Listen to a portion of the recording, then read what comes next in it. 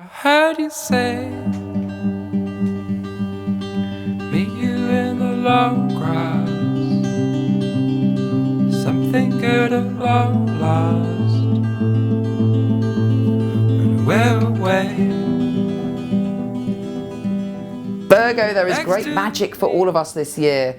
Now, I have to say that January may be challenging for you because Mercury, your ruler, is going retrograde. And there may be a part of you going, oh, I didn't sort out enough things in 2015, and how am I going to sort everything out in 2016? Believe me, this will be a passing feeling. Things will get a lot better. Jupiter is also going retrograde in your sign, so you may be feeling like, oh, do I need to go back to the past to start a new beginning? But, don't worry about it, because on the 14th, Mercury is trine Jupiter, and even though they're both retrograde, actually something fabulous could come from a past experience. So it's not all doom and gloom. And in fact, on the 25th, Mercury goes direct and you're feeling bouncy and happy and excited. And there should be some great communication, even flirtation around that time. On February the 5th, Venus is conjunct Pluto. There's a massive transformation in your love life or your relationship to yourself, but it should involve pleasure. And on top of that, Venus is trine Jupiter. So actually February is great for love. There's also a full moon in your sign on the 22nd. So you're energized in February and there's great potential and beautiful connections and hopefully lots of laughter in the air. So make the most of that wonderful month. March the 8th, there's a new super moon in your relationships.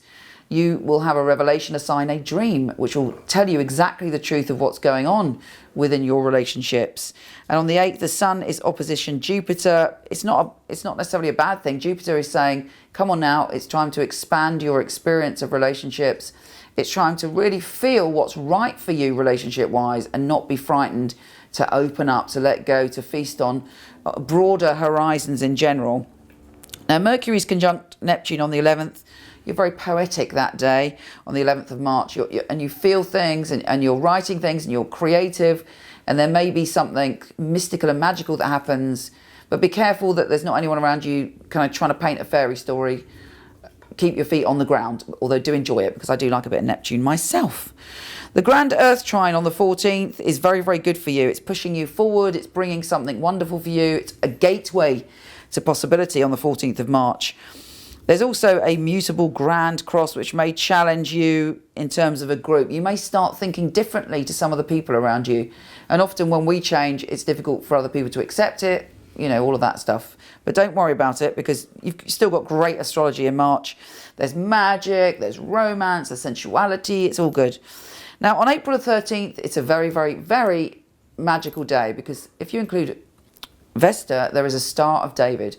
Star of David is one of the most magnificent things we can experience. It literally is a magical portal into a different dimension of ourself and our life. Life can look totally different after a Star of David. And Jupiter is right in there. It's sextiling Juno, sextiling Pluto, sextiling Neptune. I mean, I couldn't even begin to explain what may happen on April 13th. Or, it may not be that even something magnificent happens on that day, but the seed of something is planted that transforms your very, very soul. So that is really the most important day for the year for you. On May the 10th, Jupiter is going direct. So you feel that your way forward is much clearer. The good fortune is easier to interpret. And you're expanding again in a positive way. And also on the 23rd of May, Mercury goes direct. It goes retrograde on the 28th of April. So then you know what that's like. It's like, I'm being dragged backwards. Now on the 30th of May, there's a Mutable Grand Cross and Jupiter is squaring Saturn there. You're having to maybe have some conflict with family members about which way your life's going. And my message to you would be true to yourself. Mercury enters your sign on July the 31st, which you love. You've got the gift of the gab, everything is much clearer. There may be a new contract, a new connection, and magic in the air for you. And also on August the 6th, Venus enters your sign. That is even more pleasure around you. I think everyone this year is going to, touch wood, is going to have quite a good love year.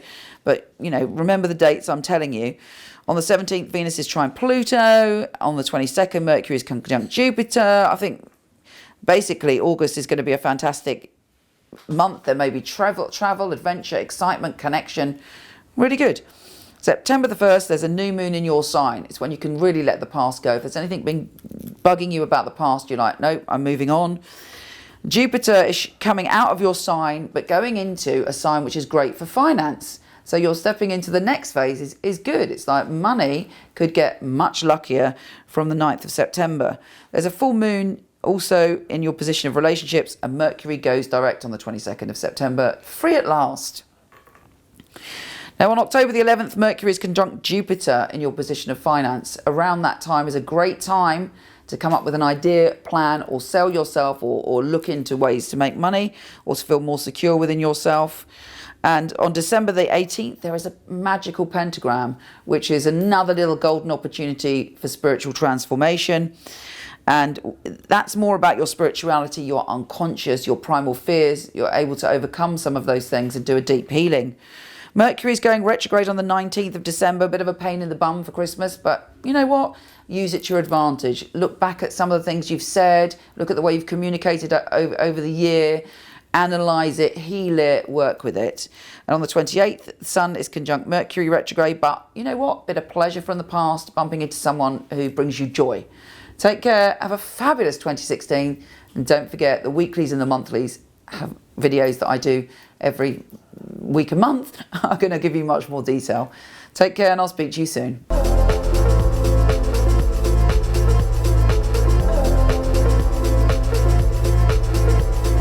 If you like this, please come to my website where there's thousands of articles from psychic to soulmate and lots of free tarot readings, www.michelleknight.com.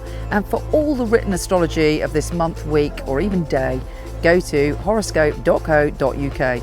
Take care.